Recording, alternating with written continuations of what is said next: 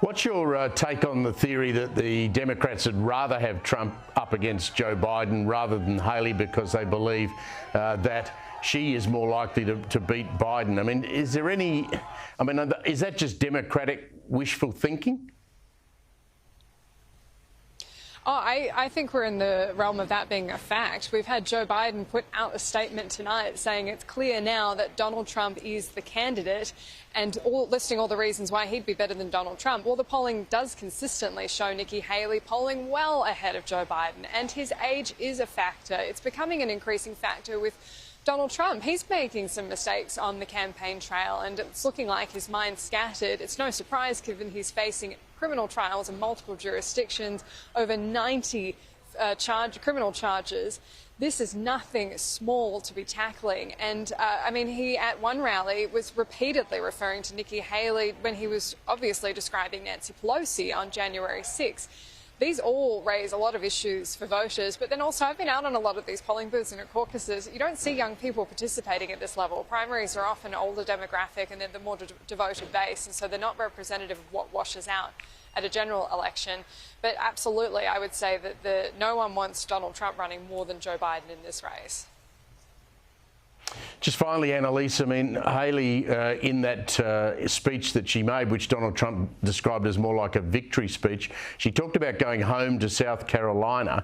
She's really put the pressure on herself there, hasn't she? Because if she doesn't win that primary in South Carolina, game's over.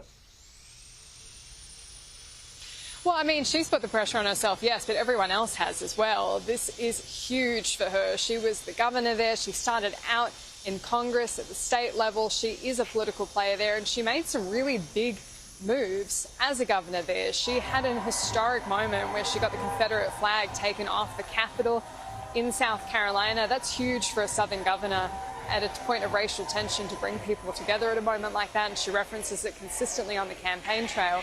But right now she's seeing a lot of the establishment go towards supporting Donald Trump. They think it's going to play better for them in the long run, for their own political security, and he does really hold so much of the Republican Party ideologically, and so that's what she's up against. One of the tricky things that she's had to walk around is the fact that a lot of those members of Congress in South Carolina won't support her. She says it's because she tried to hold them to account. She tried to make public what they voted for, what their salaries were, all that kind of nitty-gritty accountability from a state level. But by the same token, it's really hard to convince the rest of the country you're going to be the candidate who can win the Republican Party presidential victory if you can't even win your own state. That's where you should have the home ground advantage.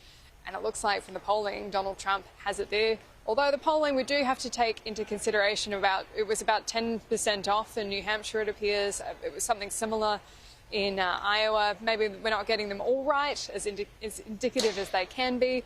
So it's down to her and how much political skin she wants to expose, whether she does go all the way through South Carolina, and she says she's going to do it. Great coverage as usual, Annelise. That's our Washington correspondent there in New Hampshire, Annelise Nielsen.